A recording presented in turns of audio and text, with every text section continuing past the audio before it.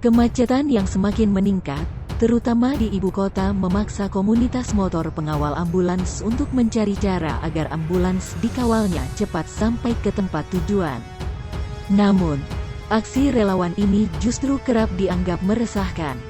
Salah satunya adalah penggunaan sirene dan rotator yang digunakan. Seperti contoh video yang diunggah oleh akun Instagram @polantasindonesia. Dalam rekaman tersebut terlihat seorang pria, yang diketahui merupakan komunitas pengawal ambulans dengan bangga memamerkan penggunaan rotator di motornya.